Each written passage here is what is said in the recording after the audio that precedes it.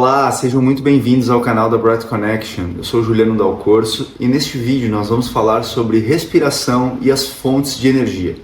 Você já parou para pensar, para refletir quais são as principais fontes de energia do corpo humano? Como o nosso corpo consegue se manter com energia, como ele consegue se manter vivo? Analisando dessa forma, pensando em fontes de energia, nós precisamos olhar para alguns pontos muito importantes que nós vamos falar nesse vídeo, sempre fazendo uma conexão com a respiração, que é um dos temas principais aqui dessa página, trazer consciência para a nossa respiração, sobre a importância da respiração e quais os papéis que ela vai desempenhar na nossa vida, em todos os aspectos, nosso controle da mente, o sono, a nossa qualidade de vida de forma geral. Então, falando em energia, nós precisamos sempre entender e olhar também, de certa forma, o que os nossos ancestrais falavam sobre isso e fazer algumas conexões com a ciência atual para entender se alguns conhecimentos ancestrais são validados hoje em dia ainda, tivemos algumas mudanças, algumas novidades. E aí eu vou trazer um tópico bem interessante aqui sobre essa questão de energia, que eu vou falar um pouquinho mais para o final do vídeo, sobre como a ciência já vem entendendo que o nosso corpo, na verdade, ele é muito mais para uma máquina elétrica do que para uma máquina química. As ligações químicas são, na verdade, consequência das ligações elétricas, das trocas entre prótons, elétrons e nêutrons. Tudo no universo vibra, tudo no universo está vivo, tudo tem movimento. E com essa questão da troca de energia que o nosso corpo utiliza, não é diferente, tudo é assim. Mas vamos começar pelo básico, vamos começar pelo começo, entendendo um pouquinho como o nosso corpo produz energia para que a gente possa então se movimentar, estar vivos, e entendendo então, porque na verdade a maior parte das pessoas pensa e acredita que a principal fonte de energia são os alimentos, mas esse é um erro comum, é bem normal a gente entender dessa forma, muitas pessoas pensarem dessa forma, mas na verdade, segundo a filosofia dos yogis, os conhecimentos dos Vedas, a nossa principal fonte de energia. E quando a gente fala de energia, o nome que eles utilizam, é prana. E muitas culturas, muitas filosofias utilizavam nomes parecidos, ou pelo menos tem uma forma parecida de analisar com nomes diferentes. Então, prana, chi, ki, hua, são tudo nomes dessa energia vital que permeia tudo, que alimenta tudo. E a principal fonte de prana do corpo humano, ela é a respiração. É a que a gente pode ficar menos tempo sem. A gente pode ficar muitos dias sem comer, já está se falando em 30 dias sem alimento, 10, 15 dias sem água. Mas a respiração a gente consegue ficar muito pouco tempo, pouquíssimos minutos sem respiração. Isso já, no primeiro momento, já nos dá um norte muito claro de que ela é a nossa principal fonte de energia, de prana, de abastecimento de energia vital para o nosso corpo se manter ativo. Porém, segundo esses conhecimentos ancestrais, e hoje também já é muito simples a gente compreender isso, com algumas questões científicas, mas toda a energia vem do Sol. Sem Sol, o planeta Terra não seria como a gente conhece, obviamente nem existiria a vida como a gente conhece aqui. Pelas condições todas do planeta, é permitido ter vida aqui. Porém, a vida só realmente começou a crescer e evoluir nesse planeta com o surgimento do oxigênio. Então, o oxigênio é o que anima tudo, que dá vida para tudo. Isso também está em grandes conhecimentos, em grandes escrituras ancestrais, onde é o sopro da vida, O sopro da vida é a respiração.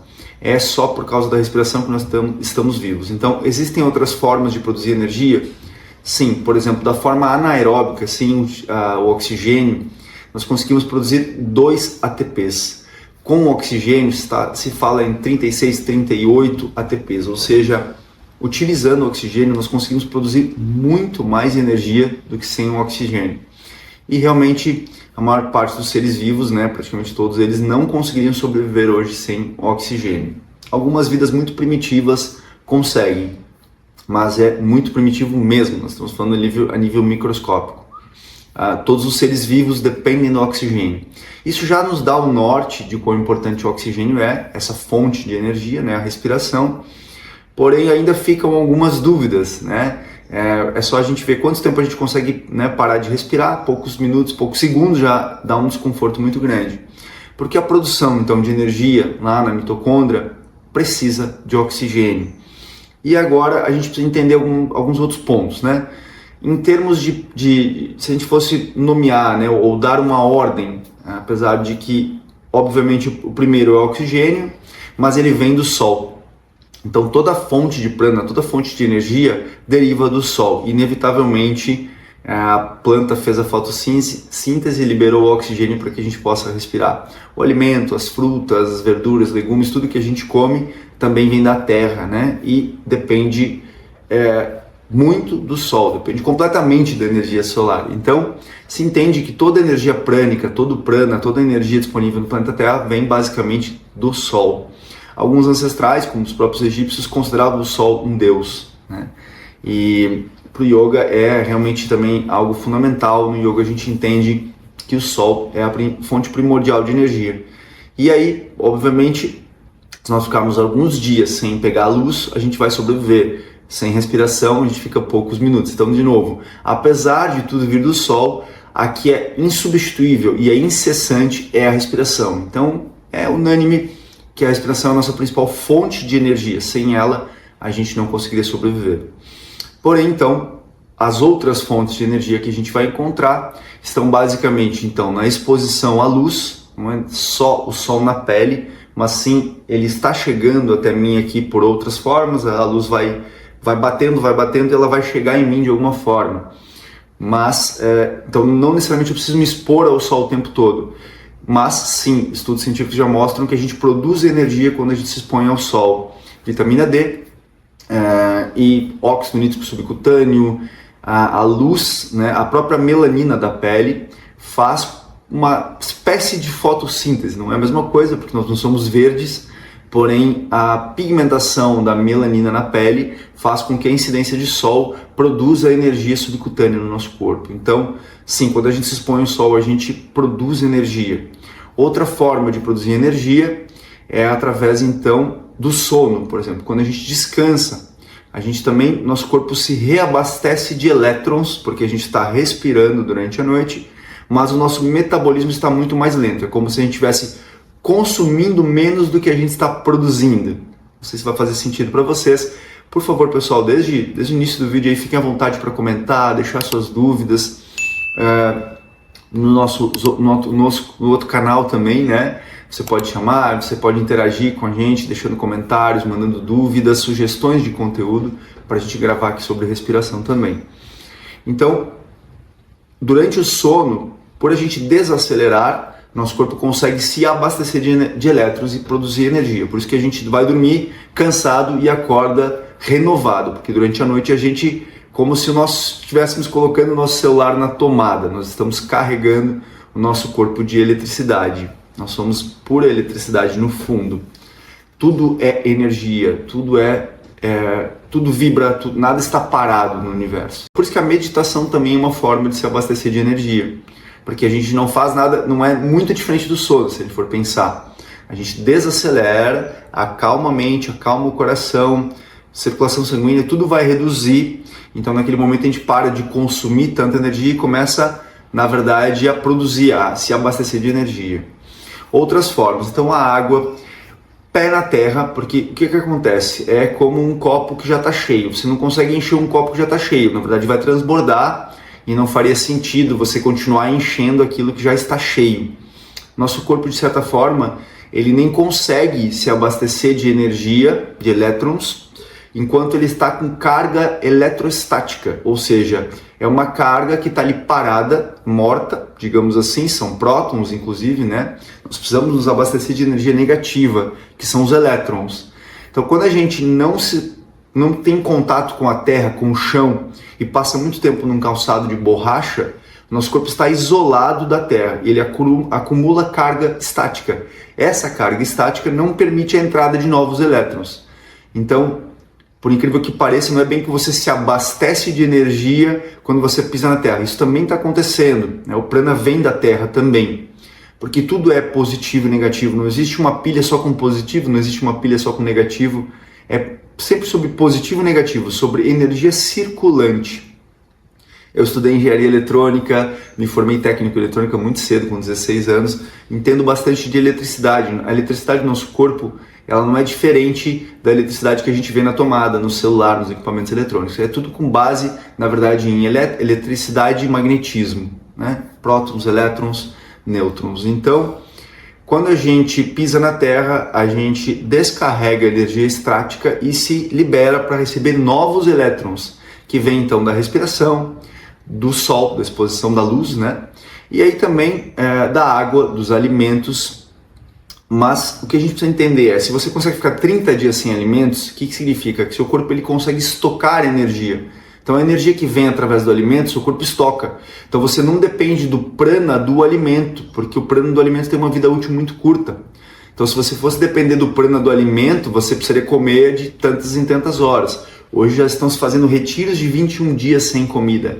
E os primeiros 7 você tem a opção de ficar sem água. Ou seja, isso é mais do que uma prova de que você não depende do alimento para estar vivo o tempo todo. O que é uma grande mudança na perspectiva, na forma que a gente vê a vida, porque a ideia de que tem que comer de tantas em tantas horas está caindo por terra. Isso é até prejudicial, porque a gente não dá tempo para o nosso intestino. E todo o processo metabólico, desde que a gente ingeriu o alimento até que a digestão aconteça e realmente produz energia, há um gasto de energia muito grande. O sistema digestivo consome muita energia. Então, quando a gente está sempre comendo, na verdade a gente não está se abastecendo de energia, a gente está sobrecarregando o nosso corpo. Depois eu vou falar um pouquinho sobre o diafragma também. Então, o que acontece? As principais fontes de energia, vamos colocar lá. Primeiro, a respiração, que eu posso ficar menos tempo sem. Depois, não dá para saber exatamente qual é o segundo, qual é o terceiro, porque a partir daí existem algumas formas de observar e de entender, né? A luz solar, se eu ficar trancado num quarto escuro muito tempo também eu vou adoecer. Se eu ficar sem dormir 2, 3 noites, minha cabeça já não funciona direito, eu vou com certeza ficar até delirar, eu tenho risco de delirar, de perder a conexão com a realidade. Estudos já foram feitos, a partir do 3º, 4º dia você perde a conexão com a realidade. Ou seja, muito antes do que o alimento ainda vem o sono, né? E ainda o sono vem antes do que a água, né? A gente pode ficar mais tempo sem água do que sem dormir. Então a gente tem lá respiração, sono, alimento, água, exposição ao sol, pé na terra. Outra forma de se abastecer de energia, que aqui é muito interessante, que pode até parecer um pouco estranho, né? Mas o movimento gera eletricidade, gera energia. Nós somos seres piezoelétricos. O que é a piezoeletricidade? É uma eletricidade gerada por atrito e por movimento. Então, por incrível que pareça, quando a gente se movimenta, a gente também gera energia. O que parece um pouco contraditório, mas peraí. Para que eu me movimente, eu não gasto energia? Você gasta, mas você produz também. É interessantíssimo isso. É como os carros hoje elétricos, quando você freia, o atrito do freio faz com que esse atrito devolva energia para as baterias do carro. Ou seja, quando você gera você precisa de energia para movimentar. Porém, quando o carro está freando, ele devolve energia para o sistema. Muito, muito interessante. Isso, nosso corpo também trabalha assim. Nossos ossos são piezoelétricos e essa eletricidade você pode ver. Hoje já tem alguns pisos que você pisa e ele acende. Por que acendeu ali? Quando você pisou, esse atrito, essa pressão gerou eletricidade o suficiente para acender a lâmpada. Você pode encontrar isso também nos isqueiros, que tem uma pedra de quartzo. Você pode encontrar isso no relógio, que tem uma pedra de quartzo que faz com que a hora seja muito precisa. Ou seja, até uma pedra tem eletricidade, né? Principalmente o quartzo. Os cristais têm muita eletricidade acumulada ali e que se você bater nela sai uma faísca. Essa eletricidade ela pode ser percebida, né, com equipamentos específicos. Tanto que para o relógio você precisa de uma pilha, porque a pilha cria um campo eletromagnético ao redor do quartzo que vai manter uma frequência tão precisa que o seu relógio demoraria muitos anos para atrasar se ele estiver preciso. Ou seja, o que está mantendo o seu relógio preciso é uma pedra de quartzo. Olha que interessante isso. Ou seja, nada no universo está parado, nada está morto, tudo vive, tudo vibra, tudo se movimenta. E quando nós nos movimentamos, nós geramos eletricidade. Então, Mais uma vez, vamos recapitular. Primeira, respiração. Você pode ficar muito tempo sem. Pouquíssimos minutos, na verdade em alguns segundos já bate um desespero, né? Bate um pânico, porque é a principal fonte de energia. Depois nós temos aí exposição ao sol, pés na terra, né? O aterramento, grounding, está se falando muito hoje. Sono, água, os alimentos que também são muito ricos em água, se a gente for parar para pensar, né? Frutas, verduras, legumes são 70%, 80% água, ou seja, você está ingerindo muita água quando você come alimentos vivos. E aqui está um ponto importante: se você come comidas mortas, comidas que vêm embaladas em pacotes, elas já perderam o prana. O prana tem uma vida de 2 a 3 dias. No Ayurveda se entende o seguinte: se você pegar um alimento, até mesmo uma carne, uma fruta, uma verdura, um legume, e no momento que você cozinhou, você tem poucas horas para ingerir, porque ele ainda tem prana. No momento que você colocou esse alimento na geladeira para consumir no outro dia, não é que ele não tenha mais nutrientes, vitaminas e tudo para te manter, para dar vida ao seu corpo físico. Porém, em termos de prana, de energia vital, esse alimento já está morto. Ou seja, você ingeriu o alimento, ele te trouxe nutrientes, né, e vitaminas para manter o seu corpo físico vivo. Porém, em termos de energia prânica, uma energia mais sutil, que alimenta tudo, que alimenta o seu cérebro, o funcionamento do corpo, das mitocôndrias, ele já está morto. Ou seja, é sobre desembalar menos e descascar mais, comer alimentos vivos, né? Frutas, verduras, legumes, água, uma água saudável também, né? A água fluida é melhor, então tentar evitar uma água muito parada, dar vida, colocar essa água no sol também. Se fala muito hoje em água de quarto estado, que é motivo para outro vídeo, né? Um próximo vídeo eu vou falar sobre a água de zona de exclusão, que é a água de quarto estado. Ela não é nem líquida, nem sólida, nem gasosa, ela é gelatinosa. E o nosso corpo é rico em essa água, né? Essa água de quarto estado, que se chama água de zona de exclusão, né? Ou plasma, né? Ela é uma água mais gelatinosa. Essa água está nos alimentos que estão expostos ao sol. Quando você ingere esse alimento então vai estar rico em água de zona de exclusão, né? Essa água cristalina que você vai ingerir, porque essa água veio da fonte do Sol, né, do prana, da principal fonte de energia do planeta Terra. E, portanto, você está mais se abastecendo de energia. Quando você come uma farinha, a farinha já está morta. Quando você come um açúcar, não é rico em prana. Tem glicose, e a glicose vai ali nas células, né, junto com o oxigênio, fazer a combustão. Nós temos um fogo interno, que vai te manter vivo, porém em termos de prana, uma energia mais sutil, que é o que nos dá realmente motivação pela vida, né? Vontade de se movimentar, de fazer as coisas, de buscar o nosso propósito, não tem. Então você está mantendo o seu corpo físico vivo, mas em termos de prana, de energia mais sutil, você não está se abastecendo, né? Então por isso a importância de dormir bem, de meditar, de colocar os pés na terra, de se expor ao sol e de se movimentar. E aqui nós não estamos falando só sobre exercícios de alta intensidade, muito performáticos, correr muitos quilômetros, puxar muito peso, né? Atividades muito intensas. Elas são benéficas, mas não é só sobre isso, é sobre se movimentar. Uma das melhores formas, inclusive, são movimentos simples, como a própria caminhada, né? Caminhar é uma forma de produzir prana, não só pelo contato do pé na terra, de preferência de pé descalços. Então, muito bom caminhar de pé descalços, numa grama, num pátio. Eu sei que em cidades grandes isso não é tão fácil de aplicar, mas você pode ir para um parque, você pode talvez ir para algum lugar onde tenha mais natureza, para você ter acesso à terra e pisar na terra. Se você pisar no chão de concreto, também tem efeito? Tem, de descarregar. Mas é que a terra, daí nós vamos para um outro patamar, onde tem elétrons livres mais disponíveis do que no piso de concreto. Mas ainda assim, pisar no piso de concreto também vai fazer com que seu corpo libere carga estática, ou seja, é melhor do que nada, é melhor do que ficar o dia inteiro de calçado de borracha. Você pode até tirar o calçado algumas vezes por dia, né? Você está trabalhando, precisa usar um tênis, precisa usar um sapato, tudo bem. Mas chega no intervalo, meio-dia, tira um pouquinho o calçado, pisa no chão. Isso é uma estratégia simples para se fazer. Respiração. Respire de forma mais longa, mais profunda, não fique com aquela respiração curtinha o tempo todo durante o dia. Essa respiração não é muito boa em termos de troca de elétrons, né? Você precisa respirar de uma forma mais lenta e mais profunda, mais ampla, inclusive.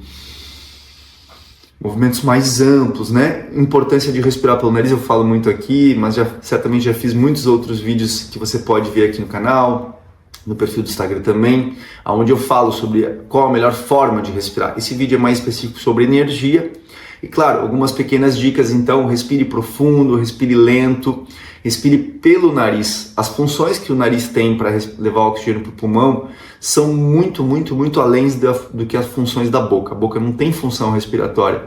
Quando você respira pela boca, você leva o ar para o seu pulmão de forma incorreta. Realmente não é só você perde alguns benefícios, você está tendo diversos malefícios por respirar pela boca, porque ela não tem os filtros que o nariz tem. Um deles é o óxido nítrico, né? A produção de óxido nítrico nos seios paranasais, que só tem então no nariz. Se você respira pela boca, você perde o óxido nítrico.